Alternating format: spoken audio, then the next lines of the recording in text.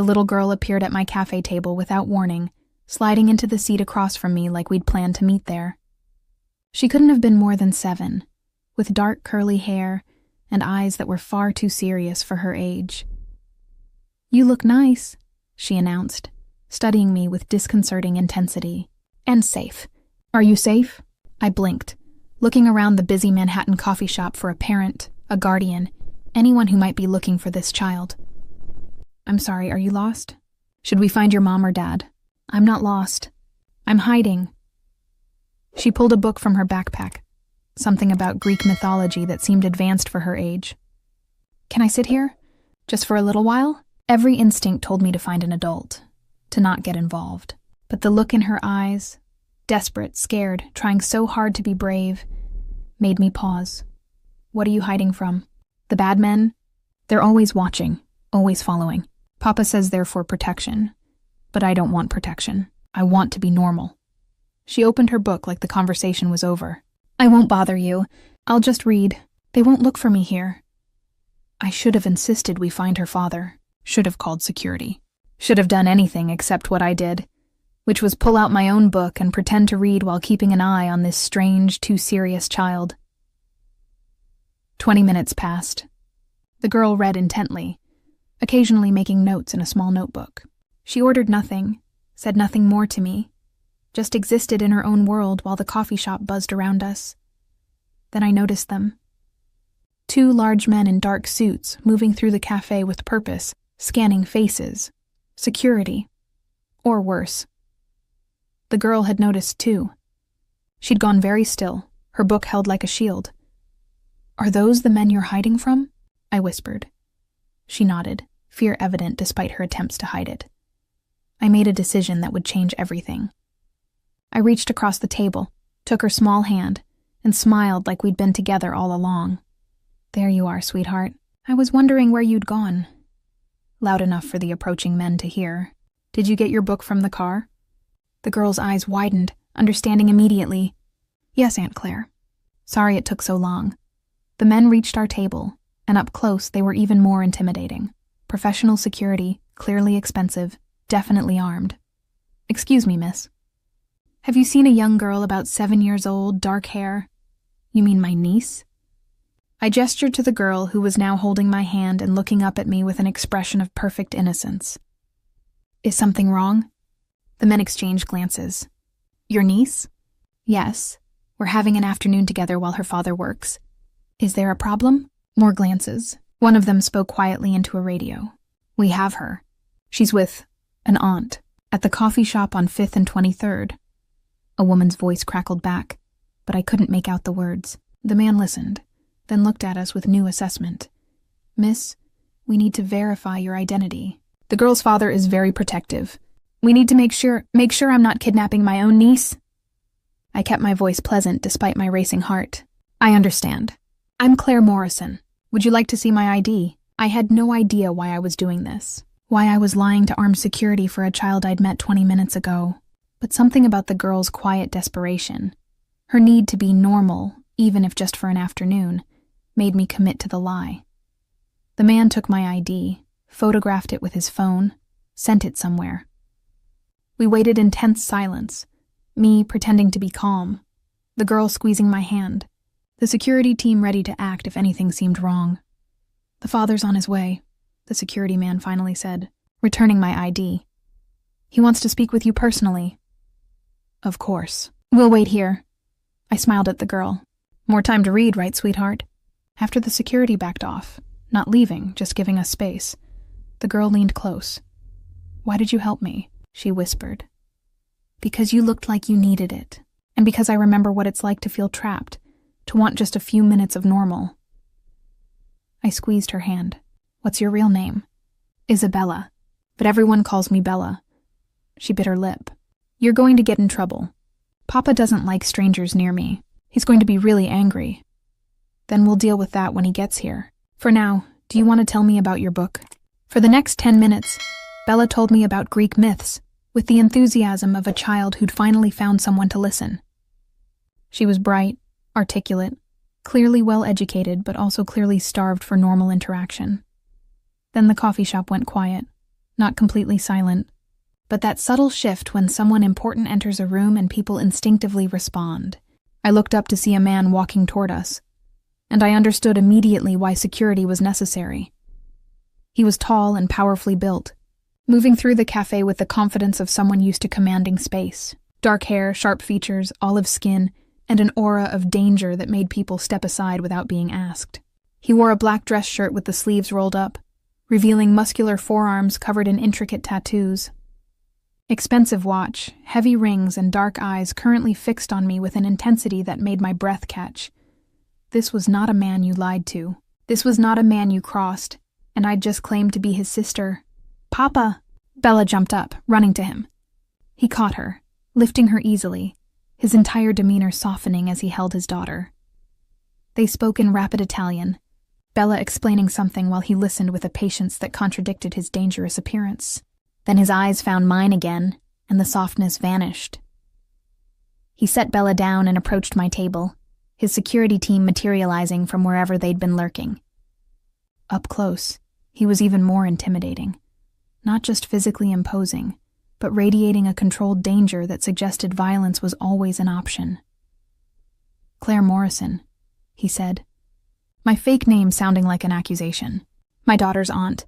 Interesting considering I don't have a sister. I can explain, you lied to my security. Claimed to be family. Spent 30 minutes alone with my daughter." His voice was soft, controlled, more terrifying than if he'd been shouting. "Give me one reason I shouldn't have you arrested for attempted kidnapping." "Because she asked me to." I stood, refusing to be intimidated despite every instinct screaming at me to run. She sat down at my table, said she was hiding from the bad men who always watch her, and asked if she could just read her book in peace. So I let her. When your security came looking, I lied to give her a few more minutes of feeling normal. That's it. No kidnapping, no ill intent. Just a child who wanted to feel like a regular kid for half an hour. He stared at me for a long moment, processing this. Then he looked at Bella, who nodded confirmation. "She was nice, Papa. She let me read. She asked about my book. She didn't try to take pictures or ask questions about you or anything weird." Bella tugged on his hand. "Please don't be angry at her. She was helping you run away from your security, helping you put yourself in danger." But his tone with Bella was gentle, not angry. He crouched to her level. "Bella, those men aren't there to watch you. They're there to keep you safe. You know why we need security, I know. But Papa, I just wanted to be normal for a little while. Just read my book without men in suits standing 3 feet away." Her eyes filled with tears. "I'm tired of being protected all the time." Something painful flickered across his face. He pulled her into a hug, murmuring something in Italian that made her nod against his shoulder. Then he stood, facing me again. "Your real name, and don't lie this time. Naomi Hayes. I'm a teacher. Elementary school, just a few blocks from here." I pulled out my actual ID, showing him. "I really am sorry for lying to your security. She looked so desperate for a moment of peace. I couldn't ignore that." He studied my ID, my face, making calculations I couldn't follow. "You're a teacher." "Yes." "And you saw a strange child in distress, and your instinct was to help rather than call authorities. Children don't ask strangers for help unless they're desperate. I figured I could give her 30 minutes of feeling normal, then make sure she got back to her family safely. I didn't realize her family came with armed security and..." I gestured vaguely at him, at his obvious danger. "And a father who doesn't take kindly to strangers lying about being related to his daughter." He pocketed my ID. "You're keeping this. You're coming with us." "What?" "No, I did nothing wrong. You did multiple things wrong. But you also helped my daughter, which is the only reason you're getting in the car instead of being handed to the police." He nodded to his security. "Marco, get her things. We're taking Miss Hayes home with us. You can't just kidnap me. I can do whatever I want. But I'm not kidnapping you. I'm ensuring you're who you say you are, that you're not a threat to my daughter, and that you understand the seriousness of what happened today." His expression was implacable. "You inserted yourself into our lives. Now you deal with the consequences." Bella tugged on my hand. "It's okay, Miss Naomi. Papa just wants to make sure you're safe too. Right, Papa?" Something like that. He gestured toward the door. "Car, now." Unless you'd prefer I call the police and report that you claim to be family to access my minor child? He had me trapped and he knew it.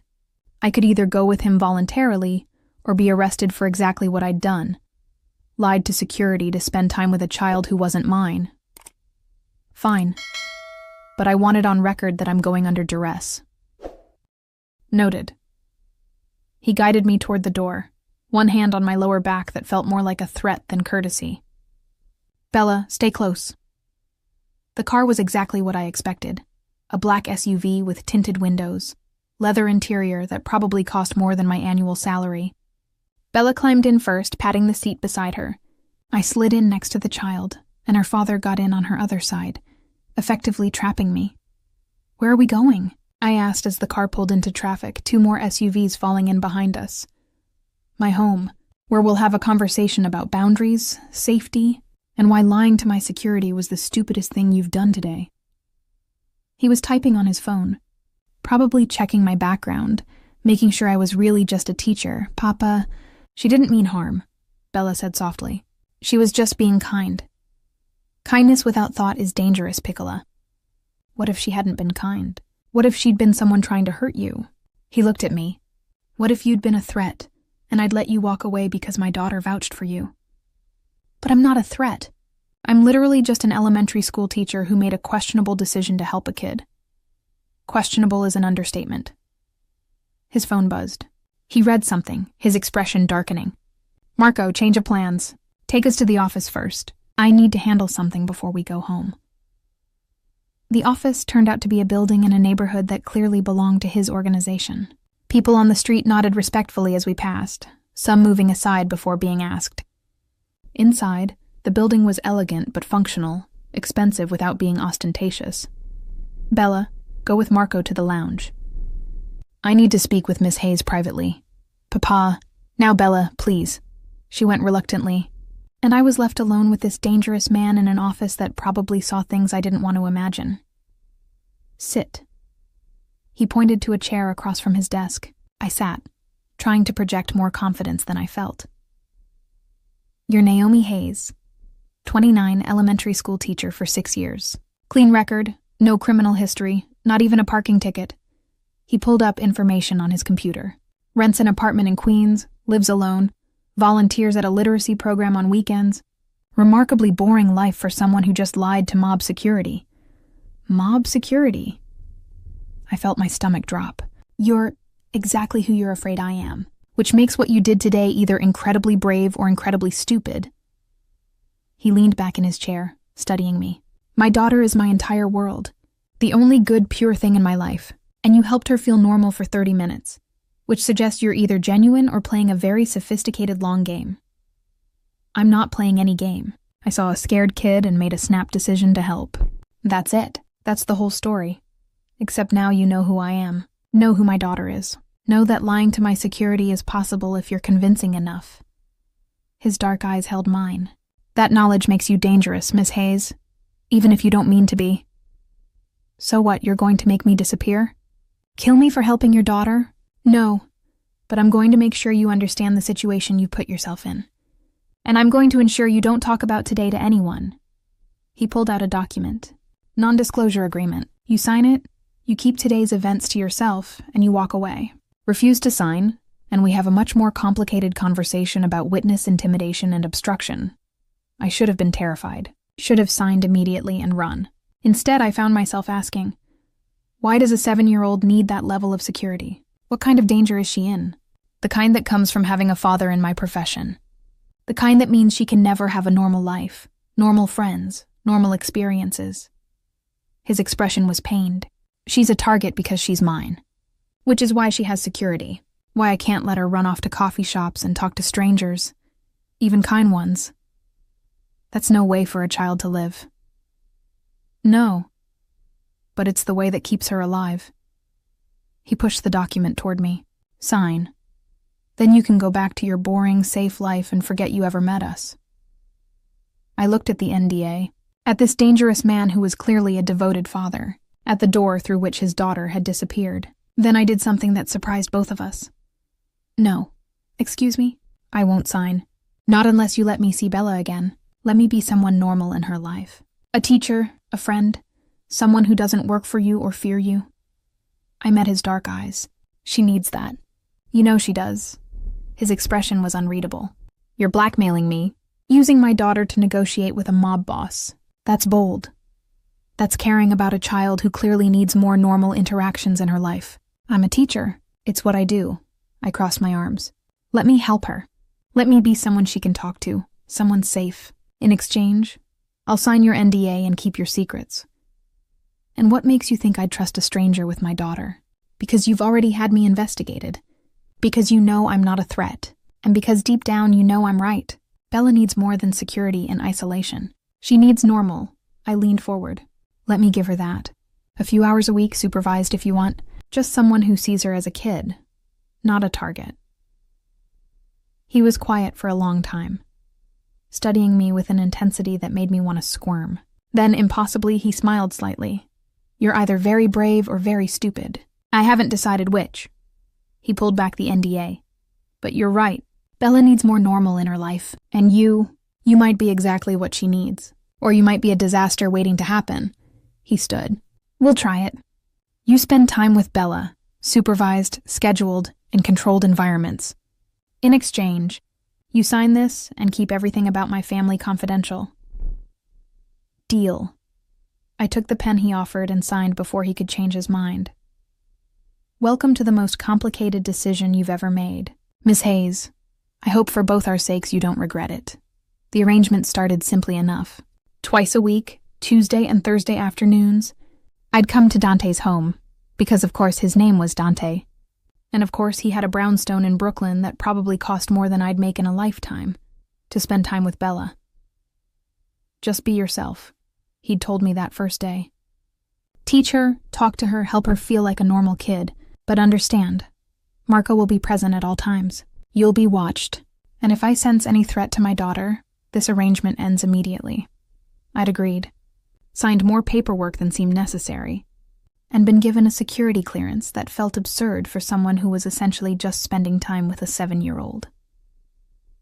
That first Tuesday, Bella greeted me at the door with barely contained excitement. Miss Naomi, you came! Papa said you might not, that you might be scared, but you came! She grabbed my hand, pulling me inside. I have so many books to show you, and questions.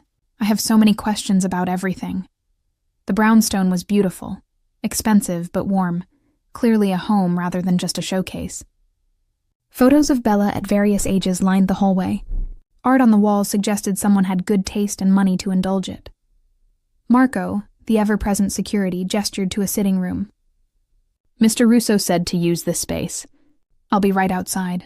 For the next 2 hours, Bella and I talked about everything. Her mythology book, school. She was homeschooled by tutors, which explained a lot. Her favorite foods. Her dreams of having a normal sleepover someday. She was brilliant, curious, and desperately lonely despite the tutors and security team that surrounded her. Do you have friends? I asked gently. Not really. Papa says it's too dangerous. Kids might tell their parents about me, and their parents might tell other people, and then bad people might try to hurt me to hurt Papa. She said it matter-of-factly, like she'd accepted this reality. So I just have my tutors and Marco and Papa. That sounds lonely. It is. But Papa says it's necessary, that keeping me safe is more important than keeping me happy. She looked up at me with those 2 serious eyes. Do you think that's true? That safety is more important than happiness? I think both are important. And I think there might be ways to be safe and still have some happiness. Some normal experiences. I squeezed her hand. That's what I'm here for. To give you a little bit of normal. When Dante came home that evening, I was preparing to leave, but Bella had begged me to stay. Just 5 more minutes. He found us laughing over a story about my chaotic classroom and the time a student accidentally released the class. Hamster during a fire drill? She's so funny, Papa. Bella was still giggling. Can she stay for dinner, please? Dante looked between us, his expression unreadable. Miss Hayes probably has plans. I don't actually. Unless leftover Chinese food alone in my apartment counts as plans. I smiled at Bella. But I don't want to intrude on your family time. You're not intruding. He paused, seeming to search for words. You're giving my daughter something I can't. That's worth a dinner invitation.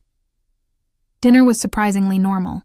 Dante's housekeeper, Maria, had made pasta that was better than anything I'd ever had in a restaurant.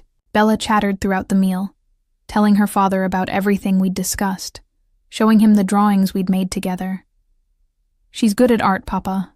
Really good. She helped me draw Athena and her owl, and it actually looks like an owl instead of a potato. That's wonderful, Piccola. He glanced at me. Thank you. She hasn't been this animated in a long time. She's a great kid. Brilliant, curious, creative. She just needs opportunities to express all of that. I watched Bella, who was now showing Maria her drawings. Mr. Russo, Dante. If you're having dinner with my family, you should use my name. Dante. Has Bella ever been to a museum? Seen art in person rather than just in books. It's too public. Too many people. Too many variables I can't control. But he looked conflicted, like he knew he was denying his daughter experiences she needed. What about a private tour? Museums do them for donors, don't they? You could arrange something controlled, safe, but let her see actual Greek pottery, actual sculpture, actual art. I leaned forward. She's reading about these myths, drawing these gods. Imagine what it would mean to see them in person. You're very persistent about giving my daughter experiences I've deemed too dangerous. I'm very committed to helping a child have a childhood, even in unusual circumstances. I met his dark eyes. That's what you hired me for, isn't it? To help her feel normal? He was quiet for a moment, then nodded slowly. I'll arrange something. A private tour at the Met, early morning before the museum opens. You'll come with us? Of course. The museum trip happened 2 weeks later, arranged with the kind of efficiency only massive donations could buy. We arrived before dawn. Just us, Bella, Dante, Marco, and 2 other security personnel. The museum was empty, echoing, magical in its silence. Bella's face when she saw the Greek and Roman galleries was pure wonder. She moved from piece to piece, reading every placard, asking questions that impressed even the curator who'd been brought in to guide us. She's remarkable, the curator said to Dante. Her knowledge base for her age is extraordinary. Does she study art history? She studies everything. Too much time alone with books and not enough time experiencing the world those books describe. Dante watched his daughter examine a statue of Athena with reverent attention. We're trying to change that. I caught his eye and smiled. He smiled back. Small, genuine, transforming his face from dangerous to almost warm. After the museum, Bella begged for breakfast at a diner. Please, Papa, like normal people do after museum trips.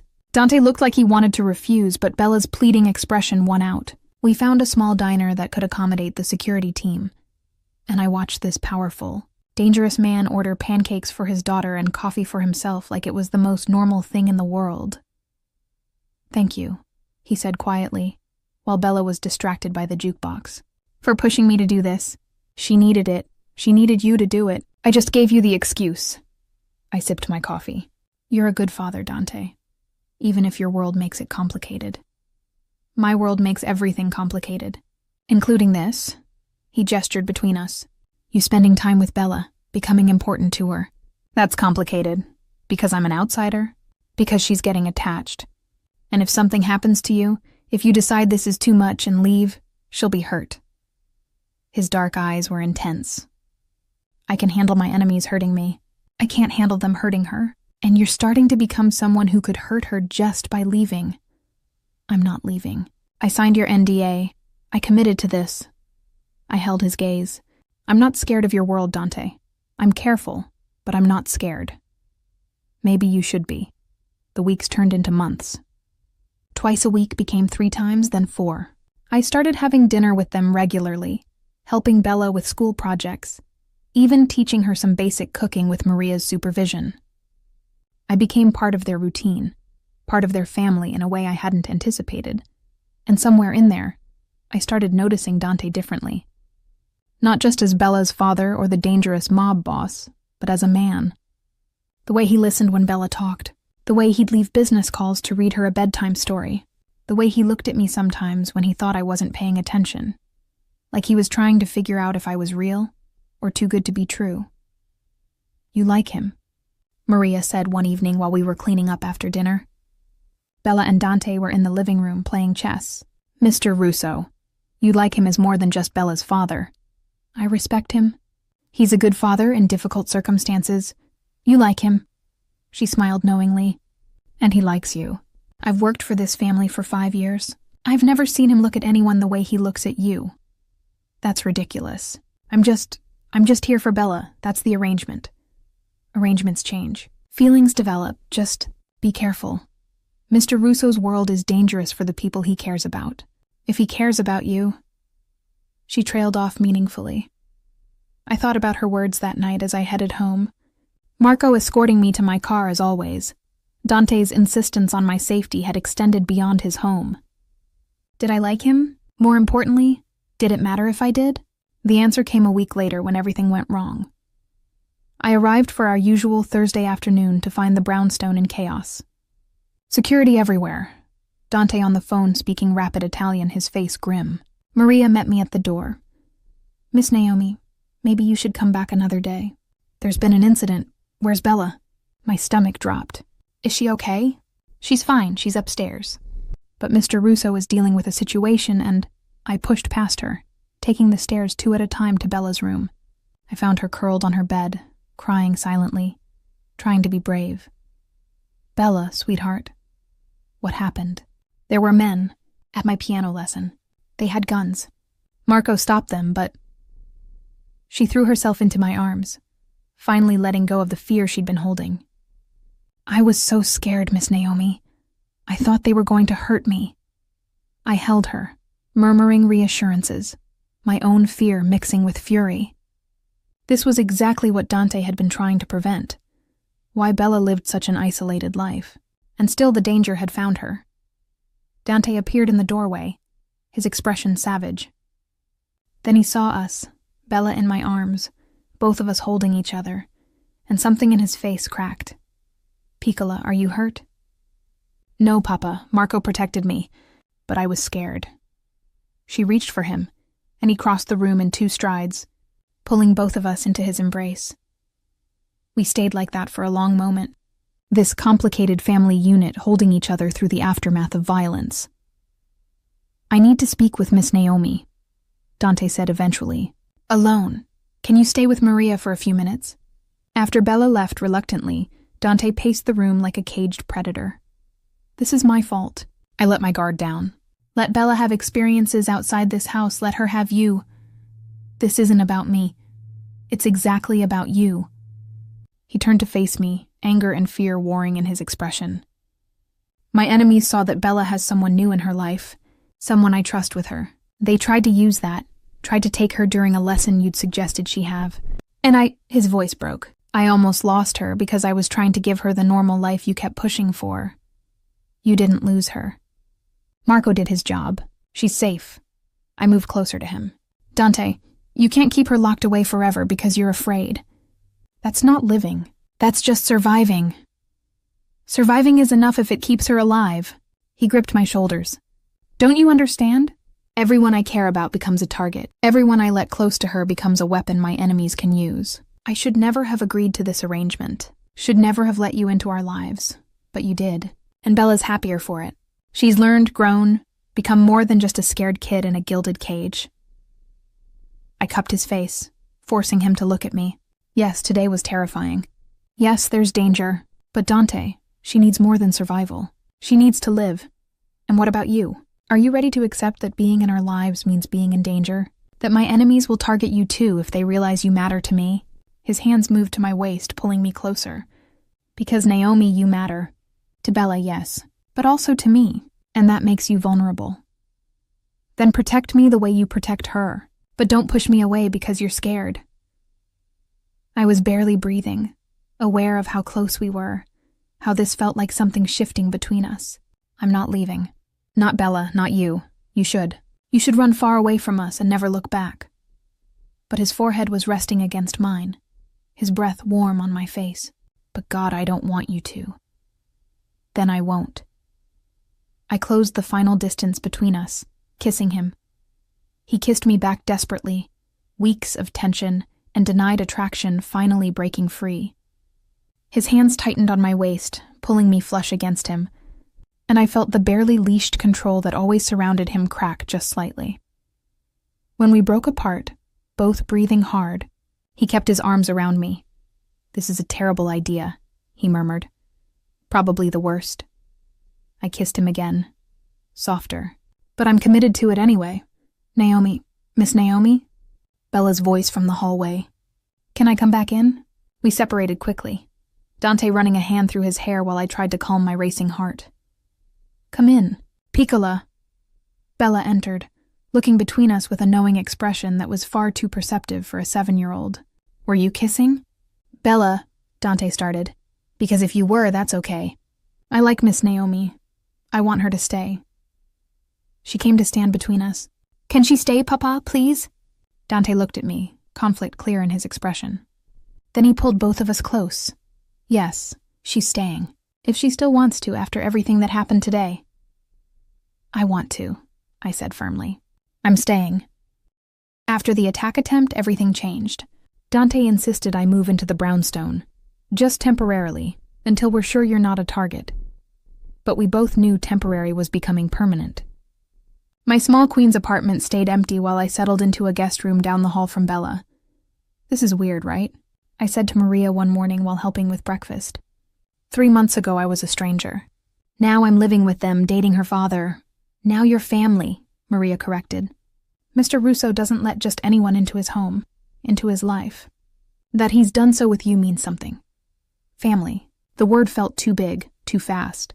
But watching Dante and Bella argue playfully about whether pancakes or waffles were superior, I couldn't deny it felt like exactly what I'd been missing. "Miss Naomi agrees with me," Bella announced. "Right? Pancakes are better?" I'm staying neutral. I like both. I poured coffee for Dante, who caught my hand and squeezed it in thanks. Small gestures like that had become common. Touches, smiles, moments of connection that felt both natural and terrifying. My school was understanding about my sudden need for family leave.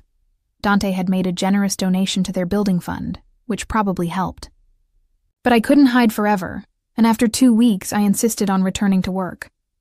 "Absolutely not," Dante said immediately. "It's not safe. My enemies know about you now. Your enemies know I exist. They don't know where I work, and I have a career, Dante. Students who need me. I can't just abandon my life because of fear. You can if it keeps you alive." We argued about it for 2 days before reaching a compromise. I could return to work with security. Marco would drive me, another guard would stay outside my classroom, and Dante would have eyes on the school at all times. "This is insane," I told Marco on my first day back. "I'm an elementary school teacher with a bodyguard. My students are going to have so many questions." "Tell them I'm your driver. Rich boyfriend treating you well." He smiled slightly. "Kids love that kind of thing." He was right. My students were fascinated by the driver who waited outside, and my colleagues made assumptions about my romantic life that weren't entirely wrong. I let them believe I was dating someone wealthy, just not that he was a mob boss. 3 weeks into our new routine, things finally felt stable.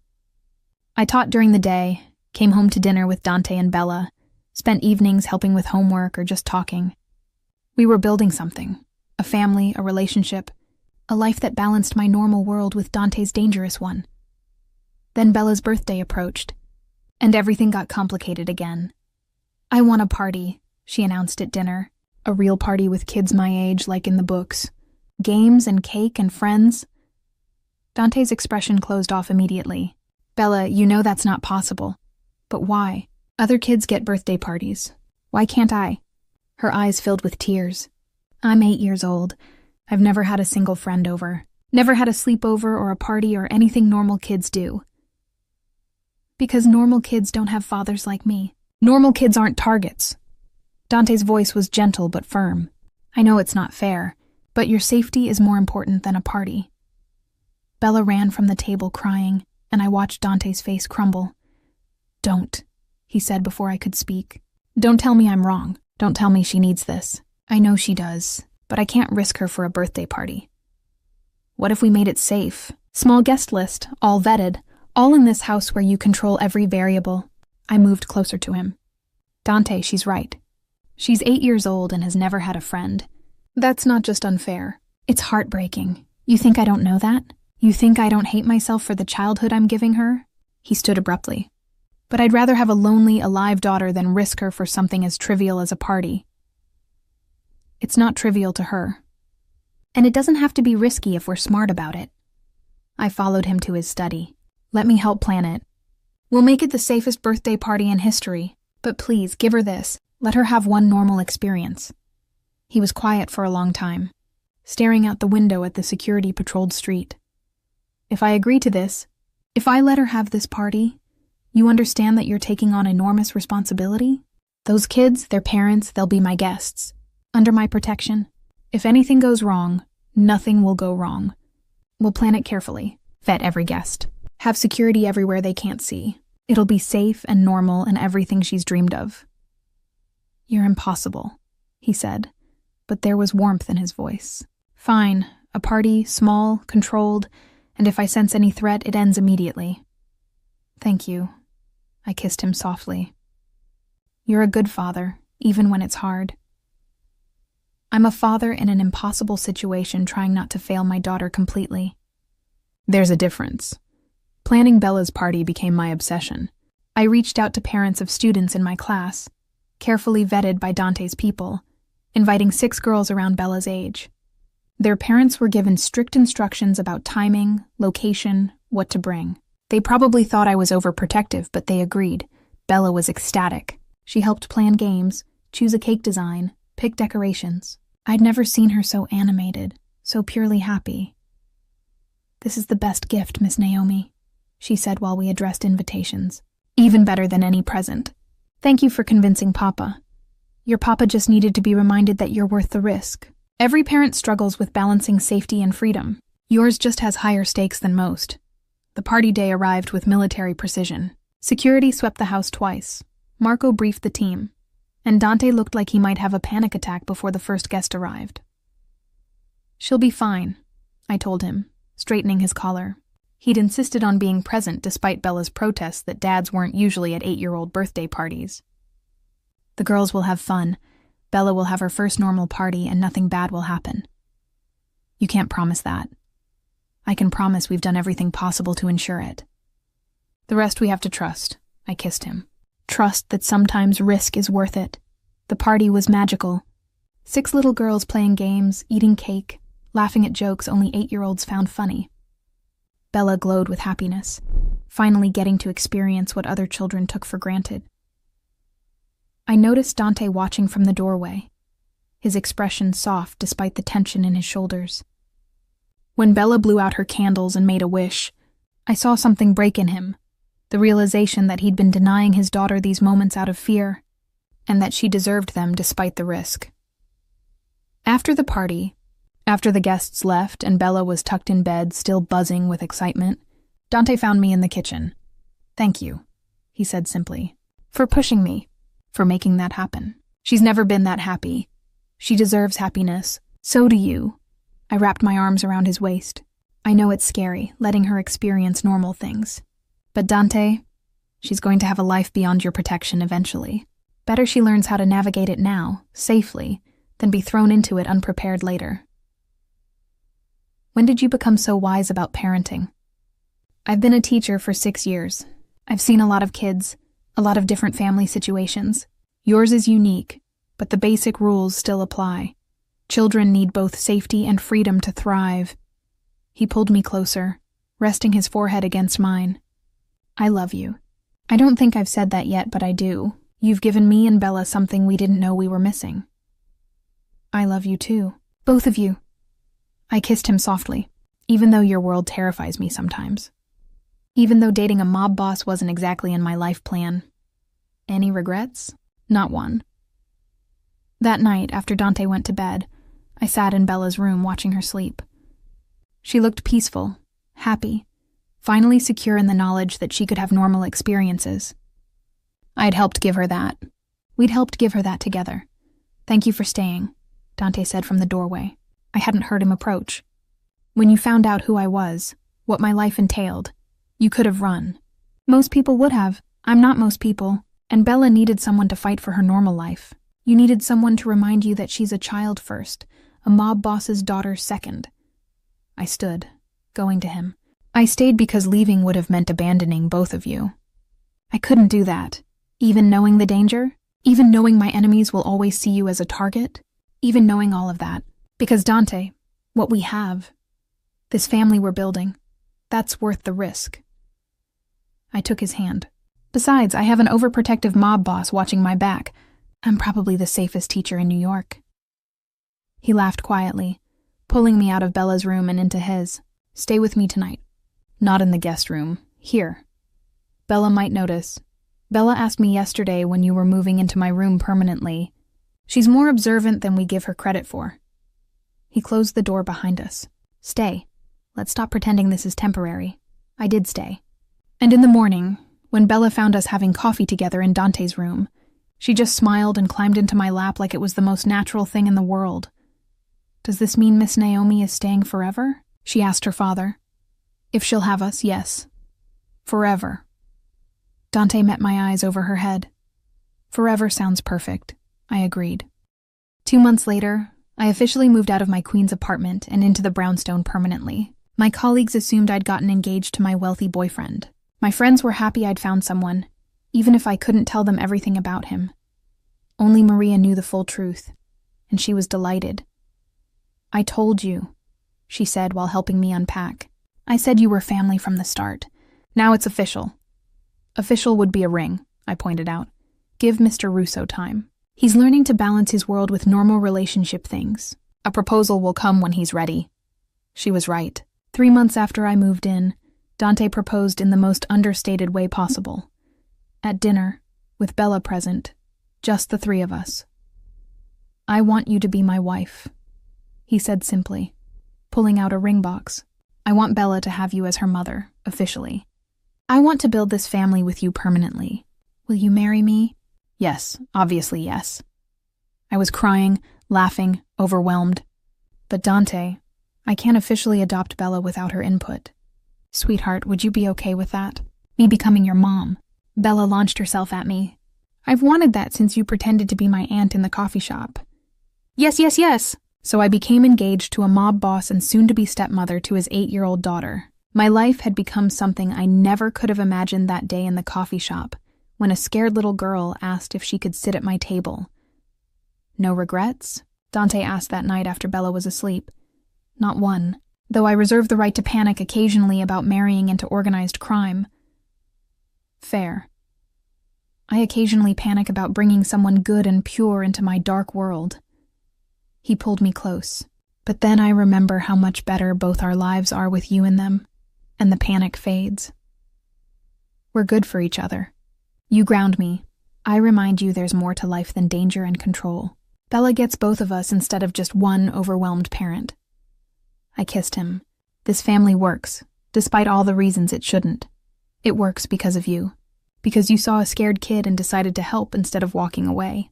Because you're brave enough to love us despite the complications. His dark eyes were intense. I'll spend the rest of my life making sure you never regret that choice. Just love me and Bella. That's all I need. The rest we'll figure out together.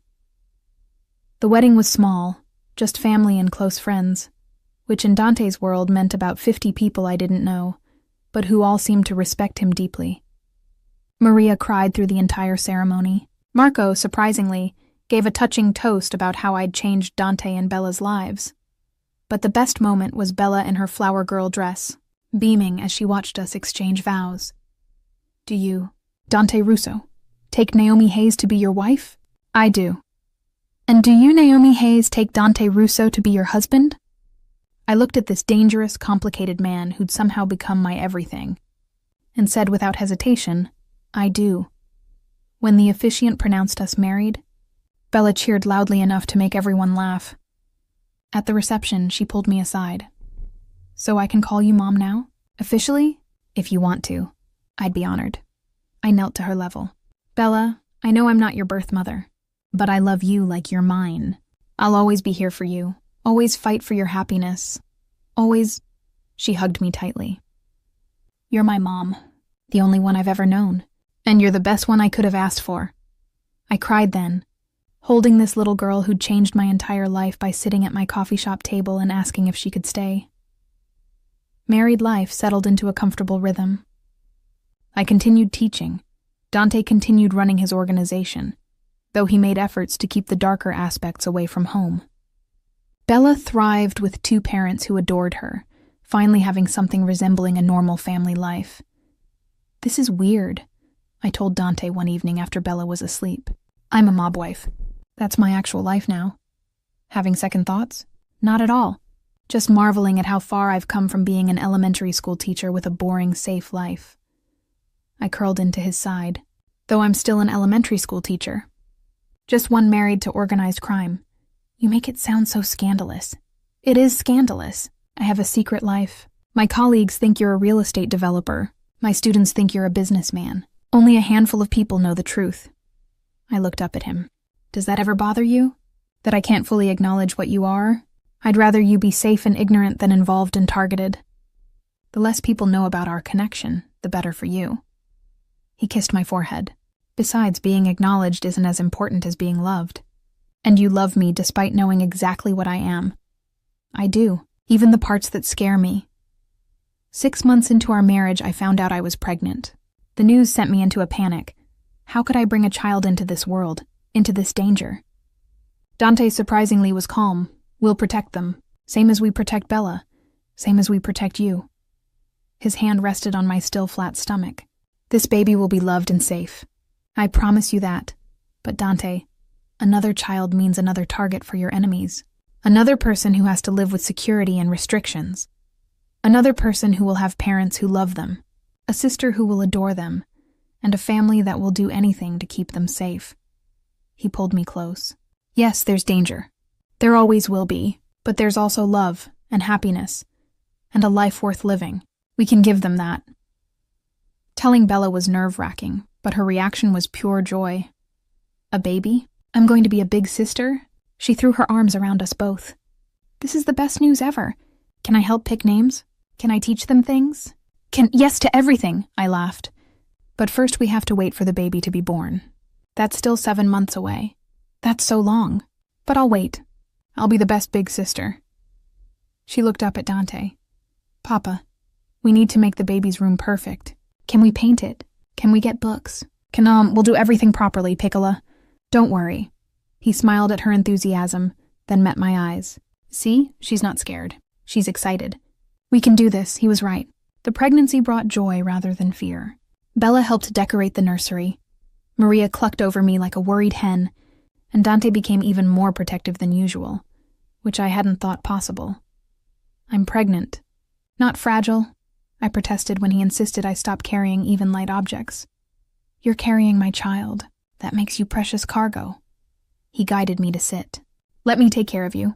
It's what I do. You take care of everyone. When do you let someone take care of you? I have you for that. You take care of me in ways that matter, reminding me to slow down, to appreciate what we have, to be present for my family instead of consumed by business. He sat beside me. Before you, I was just surviving, going through motions. Now I'm living. That's because of you. The baby, a boy we named Leo, arrived on a snowy February morning. Dante held him with the same gentle reverence he'd shown with Bella, this dangerous man made soft by tiny fingers gripping his. He's perfect, Bella breathed, staring at her brother with awe. Look at his tiny nose and his little hands. Can I hold him? I watched my family, Dante, Bella, and now Leo, and felt overwhelmed with gratitude. This life I'd stumbled into, this complicated, dangerous, beautiful life, was more than I'd ever dreamed of having. Thank you, I told Dante that night after everyone else had gone home. For what? For answering when I said yes to coffee with Bella that day. For letting me into your life despite all the reasons you shouldn't have. For giving me this family. I gestured to Leo sleeping in his bassinet. For all of it, I should be thanking you.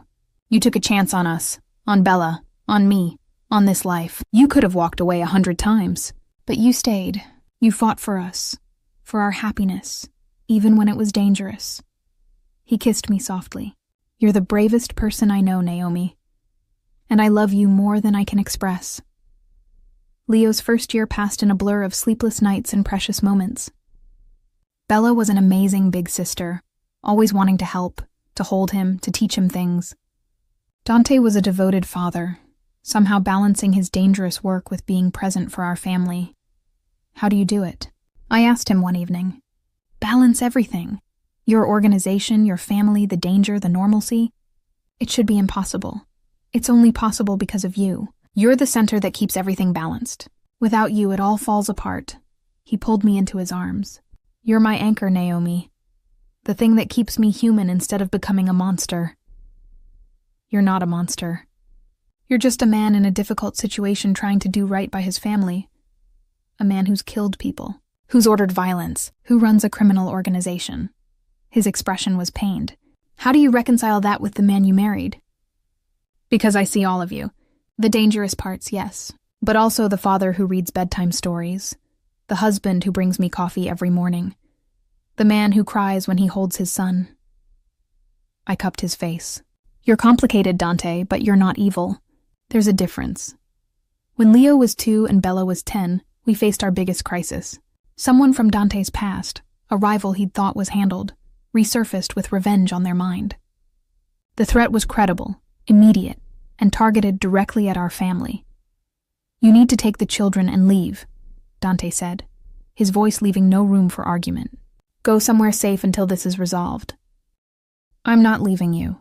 Naomi, this isn't negotiable. My enemies know about you, about the kids. They'll use you to get to me. I need you somewhere they can't reach. His hands gripped my shoulders. Please, let me keep you safe. And who keeps you safe? I met his eyes. We're a family, Dante. We face threats together. Not this one. Not when it could cost me everything I love. He pulled me close. I'll handle it. I always handle it. But I can't do that if I'm worried about you and the children being used against me. How long? A week, maybe 2. Just until the threat is neutralized. He kissed me desperately. I love you. I'll come back to you. I promise. Maria took us to a safe house in upstate New York. A beautiful property that felt more like a prison given the circumstances. Bella understood enough to be scared. Leo was too young to understand why Papa wasn't there. When is Daddy coming back? He asked every day. Soon, baby. Soon. The days dragged. Dante called when he could, but the calls were brief, his voice tight with stress. I could tell things weren't going well, could hear the danger in what he wasn't saying. Be safe, I told him every time. Come back to us. Always. On the 10th day, Marco appeared at the safe house with news. It was over. The threat had been eliminated. We could go home? What about Dante? I demanded. He's fine, waiting for you at the house. Marco's expression was carefully neutral. But Mrs. Russo, you should know. He's not in good shape. Physically he's fine, but this took a toll. I understood when I saw him. Dante was standing in our living room, looking out the window, and he seemed diminished somehow, like the cost of keeping us safe had taken something essential from him. Dante. I crossed the room, pulling him into my arms. We're home. We're safe. It's over. It's never over. There's always another threat, another enemy, another reason to fear for you. His voice was hollow. Maybe you were right to be scared of my world. Maybe I was selfish to bring you into it. Stop.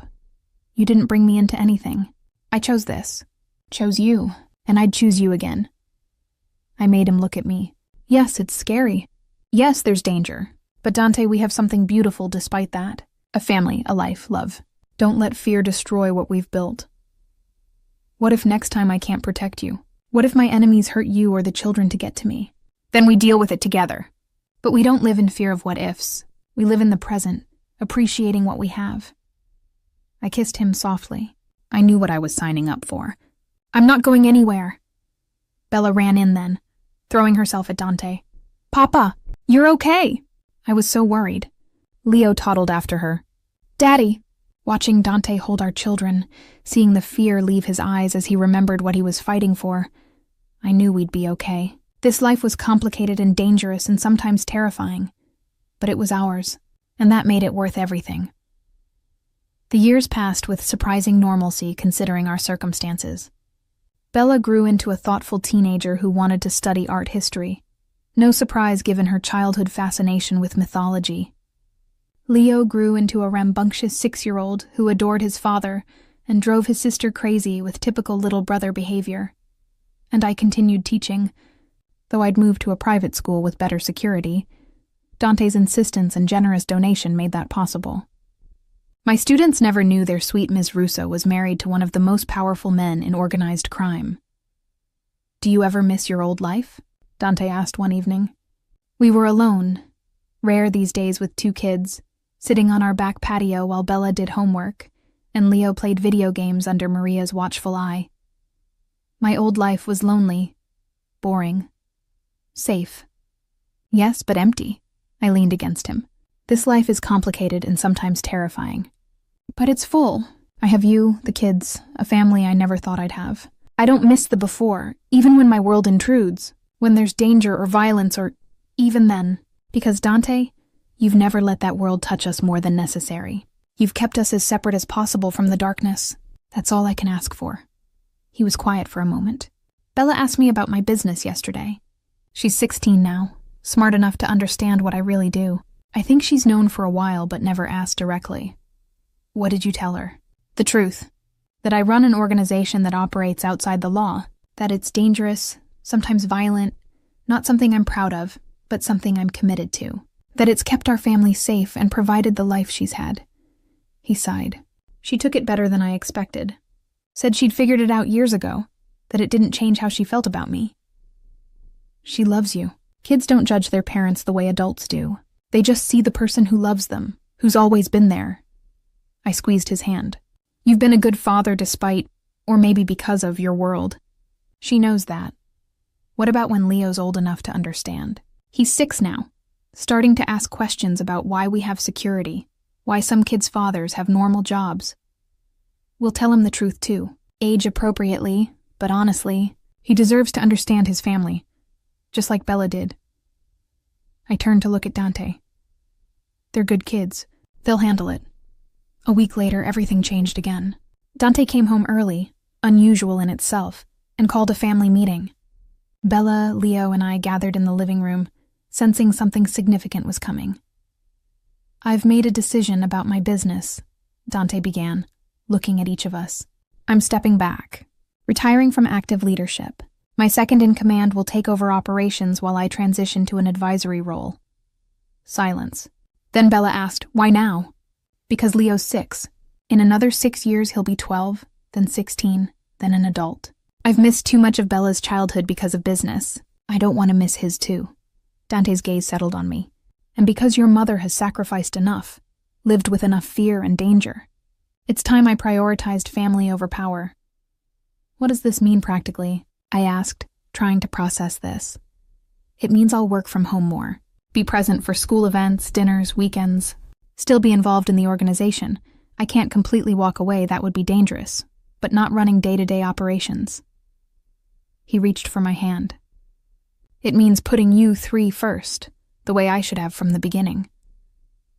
Papa, you've always put us first, Bella said firmly. Everything you've done has been to keep us safe, to give us a good life. We know that.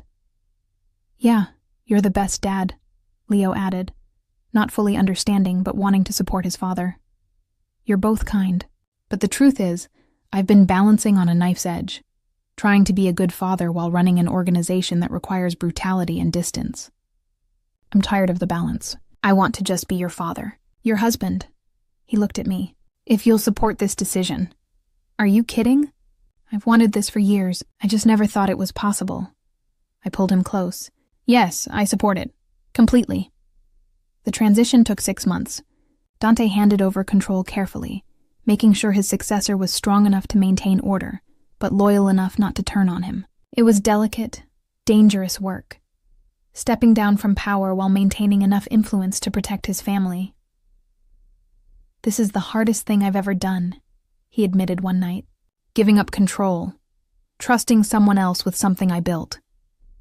But every time I see Leo's face when I pick him up from school, or Bella and I have dinner without me rushing off to handle a crisis, I know it's worth it. You're not giving up control. You're choosing what to control, and you're choosing us. I kissed him. That's not weakness. That's strength. By the time Leo turned 7, Dante was fully transitioned to his advisory role. He still had involvement. People still sought his counsel, respected his authority, but the day-to-day violence and danger were handled by others. He was home for dinner every night, made it to all of Leo's soccer games, helped Bella with college applications. "This is weird," Bella said one evening at dinner, "having you here all the time. I mean, I love it, but it's different." "Good different or bad different?" Dante asked. "Good different." "Really good," she smiled. "My friends are jealous. Their dads are never around, always working. But you're at everything now." "That's the point. I miss too much of your childhood. I'm not missing anymore." Watching him with our children, fully present, engaged, actually there instead of physically present but mentally elsewhere, I fell in love with him all over again. This was the man I'd always known was underneath the mob boss exterior. The devoted father, the loving husband, the person who cared more about family than power. "Thank you," I told him that night, "for choosing us, for stepping back from something you spent years building. I didn't build that organization for power. I built it for security, for protection, for a way to provide for family." He pulled me close. "Now I have you, Bella, Leo. That's all the security I need. Everything else was just a means to this end." "You're going soft in your old age," I teased. "I'm 42. That's hardly old." He kissed me. "But yes, I'm softer. You and the kids did that. Made me remember there's more to life than power and fear." When Bella graduated high school and left for college, art history at Columbia, close enough to visit regularly but far enough to feel independent, Dante struggled. "She's grown up." "When did that happen?" He was looking at photos from her graduation, his expression nostalgic. "Gradually, while you were busy protecting her." I sat beside him. "But Dante, you did it. You kept her safe, gave her a childhood despite the circumstances, and now she's launching into her own life. That's what parenting is supposed to do, prepare them to leave." "I know. Doesn't make it easier." He set down the photos. "At least we have Leo for 6 more years before we're empty nesters. And then it'll just be us." The way it started, me, you, and that coffee shop where a little girl sat down and changed everything. Best decision she ever made. He kissed me. Second best was telling you about it so you became part of our lives. Leo's elementary school years passed too quickly. Suddenly he was 12, then 13, then asking questions about his father's past that required careful, honest answers. "So you were a mob boss?" Leo asked one evening. We decided it was time to tell him everything. He was old enough to understand, old enough to handle the truth. "Yes. I ran an organization that operated outside the law. I did things I'm not proud of to keep power and protect our family." Dante was honest, unflinching. "I'm not that person anymore. I've stepped back, changed my life. But that past exists, and you deserve to know about it." "Did you hurt people?" "Yes." "Kill people?" "Yes." Dante didn't elaborate, but he didn't deny it either. "Leo, I won't lie to you. My past is dark. I did terrible things, but everything I did believing it was necessary to protect the people I loved. I'm not asking you to condone it, just to understand it." Leo was quiet for a long time. "Then are we safe? Mom, Bella, me?" "Completely. My stepping back ensured that. My past doesn't threaten your future." Dante's voice was firm. "You're safe, son. I promise you that." "Okay." Leo nodded slowly. "I mean, it's weird knowing my dad used to be a criminal. But you're still my dad. You're still the person who taught me to ride a bike and helps with homework and comes to my soccer games. That matters more than whatever you did before I was born." I watched Dante's face crumble with relief and love for his son. "Thank you for understanding. For not judging? I'm 13. I'm not supposed to judge my parents. That comes later in teenage years, right, Mom?" Leo grinned at me. "Exactly right." I laughed, grateful he could find humor in such a heavy conversation. That night, after Leo was asleep, Dante held me close. I was terrified he'd hate me, that knowing the truth would change how he saw me. His voice was raw with emotion. "But he still loves me, still accepts me. Because you're a good father. That's what matters to him. Not what you were, but who you are." I kissed him. "You're a good man, Dante. Maybe you weren't always, but you are now. Our kids know that. Because of you. You made me want to be better, made me believe I could be more than just a criminal. He pulled me closer. Everything good in my life came from that day Bella sat at your table. Before that, I was just existing. After that, I started living. We both did. I thought back to that day. The scared little girl asking if she could stay. My impulsive decision to let her. Best snap decision I ever made. Best daughter I ever raised to be brave enough to approach strangers. He smiled. Though I still have mild heart attacks remembering that day. Finding out she'd been talking to a stranger, that I almost lost her because she wanted to feel normal. But you didn't lose her, and that stranger became family.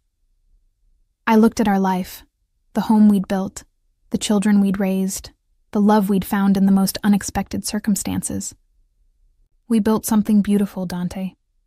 Despite the complications, despite the danger, despite all the reasons it shouldn't have worked. We made it work, we did, and I'd do it all again. The fear, the danger, the hard choices, if it meant ending up here, with you and our family. Me too. Even knowing everything I know now, I'd still let that little girl sit at my table. I'd still lie to your security. I'd still choose this life. I kissed him deeply, because this life includes you, and you're worth every complication. 20 years after that fateful day in the coffee shop, I stood in our backyard watching Bella, now 27 and working as a museum curator, help her 5-year-old daughter Sophia plant flowers. Leo, 19 and in college, was tossing a football with Dante, both of them laughing at something. You look contemplative, Maria said, appearing beside me with lemonade.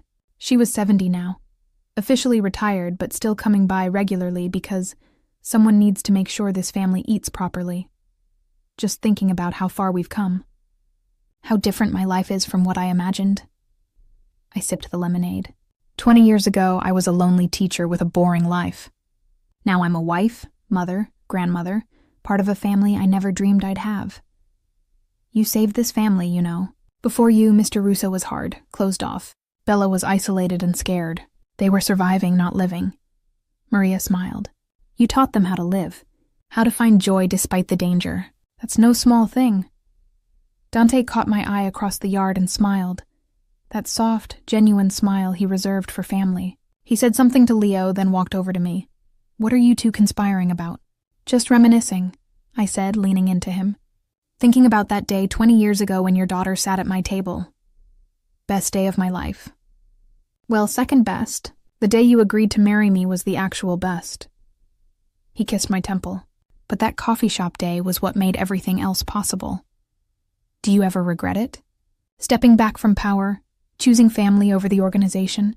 Not once. The organization gave me security and wealth, but you gave me everything that actually matters.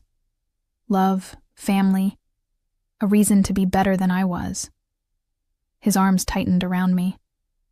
I was a powerful man before you, Naomi, but I wasn't a happy one. You changed that. We changed each other. You taught me to be brave, to take risks, to accept that life isn't always safe or simple. I taught you that vulnerability isn't weakness, and that family is worth more than power. I turned in his arms. We built something beautiful together. Mom, Nonna. Sophia came running over, her hands covered in dirt. Look, I planted a whole flower all by myself. That's wonderful, sweetheart. I knelt to her level, not caring about the dirt she was inevitably about to get on me. What kind of flower? Athena flowers, because Great Uncle Marco said Nonna and Aunt Bella like Greek mythology. She beamed with pride. Do you think they'll grow big and pretty? I think they'll be the most beautiful flowers in the garden. I hugged her. This next generation who would grow up with stories about how her Nonna met her Nono, how a coffee shop encounter changed everything. Bella joined us, smiling at her daughter's enthusiasm. She's been talking about these flowers for weeks. Ever since Leo mentioned your mythology obsession when you were her age. Some interests run in families, I said, looking at Dante. Speaking of which, has Sophia asked yet about what Nono used to do for work? She asked last week. I told her Nono was a businessman who helped people in the neighborhood. She doesn't need the full truth until she's older. Bella's expression was thoughtful. I remember when I figured it out. I was maybe 10, started putting pieces together. The security, the way people acted around Papa, conversations that would stop when I entered a room. Did it change how you felt about him? Not even a little. He was still my papa, who read me bedtime stories and helped with homework and made me feel safe. She watched Dante playing with Leo. That's what matters to kids. Not what their parents do, but how their parents love them. He loved me perfectly. Still does. He loves you all perfectly, Maria said. Even when he was at his most dangerous, his family was sacred. That's what made him different from other men in his position. They saw family as leverage. He saw family as everything. Dinner that evening was chaos in the best way. Leo arguing playfully with Bella about something. Sophia chattering about her flowers. Dante and I trying to maintain order while also laughing at our family's antics. This was what I'd wanted without knowing I wanted it. Noise, love, connection, belonging. Tell the story again, Sophia demanded after dinner. About how Nonna and Nono met. You've heard it 100 times, Bella laughed. But I want to hear it again. It's the best story. Dante and I exchanged glances. The story Sophia knew was the sanitized version. Her great-aunt Bella had been in the coffee shop. Nonna had been kind to her. Nono had been grateful and they'd fallen in love. The full truth. The security team, the lies, the danger, could wait until she was older. Once upon a time, I began. There was a little girl who wanted to feel normal for just one afternoon. She sat at a stranger's table in a coffee shop and asked if she could stay. That stranger said yes, even though it wasn't the smartest decision, and that yes changed 3 lives forever. The little girl, the stranger, and the little girl's papa, Sophia recited. She'd memorized this part, exactly. The little girl got a mother who loved her. The stranger got a family she'd always wanted. And the papa got someone who reminded him that love is more important than anything else. I looked at Dante. And they all lived happily ever after. That's not how the story really goes, Leo said with teenage skepticism. There's more to it than that. Security and danger and the important parts are true, Dante interrupted gently. Your mother was brave enough to help a scared child. I was smart enough to see that bravery and want it in our lives. Everything else is just details. After Sophia went to bed and Leo disappeared to his room, Bella lingered with us. I wanted to tell you both something, she said, nervous in a way that reminded me of the 7-year-old she'd been. I've met someone. It's serious. He wants to meet you, Papa, but he's worried about your past, about whether you'll approve. What does he do? Dante asked. His protective father instincts immediately activated. He's a teacher. High school history. Completely normal, boring, safe, Bella smiled. Kind of like how Mom was when you met her. I think I have a type. Good people who balance out my complicated family. Then I'd like to meet him. If he makes you happy and treats you well, his job doesn't matter. Dante pulled her into a hug. You deserve someone who sees you, not my past or the family reputation. Just you. That's what he does. He knows who you were, who our family is, but he loves me anyway. She hugged him back, kind of like Mom. After Bella left, Dante and I sat in comfortable silence, processing our daughter falling in love, our granddaughter growing up, the passage of time that had brought us from that coffee shop to this moment. Do you think about it? Dante asked. What your life would have been if Bella hadn't sat at your table that day. Sometimes, I'd probably still be teaching, living alone in that Queens apartment, going through the motions of a safe, predictable life. I took his hand. I'd be fine. But I wouldn't have this. You, the kids, Maria, the whole chaotic, beautiful family we've built. I'd have missed out on everything that matters. I think about it too. What would have happened if you'd told Bella to leave, or called security instead of helping her? I'd still be running the organization, still isolated, still putting power over people. Bella would be lonely and scared. He brought my hand to his lips. One moment of kindness from a stranger changed the trajectory of our entire lives. Not just kindness. Connection. Recognition. I saw a scared child and remembered what it felt like to be alone and afraid. I helped her because I understood her, even without knowing her story. I shifted to face him fully, And you saw someone who cared about your daughter more than their own safety. That's what drew you to me. Not just that I helped Bella, but that I was willing to lie to armed security for a child I'd just met. I fell in love with your bravery before I even knew your real name. His dark eyes were soft with memory. Watching you claim to be Bella's aunt, so confident, so protective of a stranger's child. I thought, this woman is either insane or incredible. Turns out you were both. I prefer courageously stupid. I laughed. Because let's be honest, lying to mob security was not my smartest moment. But it was your most important moment, the moment that brought you into our lives permanently. He pulled me close. 20 years, Naomi. 20 years of marriage, of family, of building this life together. And I still fall more in love with you every day. Even when I'm old and gray, you're not old. We're both in our prime. He kissed me. But yes, even when we're old and gray. Even when we're elderly and our grandchildren are bringing their families to visit. I'll still love you the way I loved you that day in my office when you refused to sign the NDA unless I let you keep seeing Bella. You thought I was blackmailing you. You were blackmailing me, using my own daughter's well-being to negotiate with a mob boss. It was bold and stupid and exactly what I needed. Someone who cared more about doing right by Bella than about their own safety. We sat in the quiet of our home, the home we'd built together, filled with memories and love, and the echoes of 2 decades of family life. Through the window, I could see the garden where Sophia had planted her Athena flowers, where Bella had played as a child, where Leo had taken his first steps. Do you think we'll have more grandchildren? I asked. I hope so. Leo's got to settle down eventually, and if Bella's new boyfriend is serious, maybe more babies in a few years. Dante smiled at the thought. I'm looking forward to being a grandfather who's actually present. I miss too much with my own kids. I won't miss anything with the grandchildren. You didn't miss that much. You were there for all the important moments. Only because you pushed me to be. Reminded me constantly that family was more important than power. He squeezed my hand.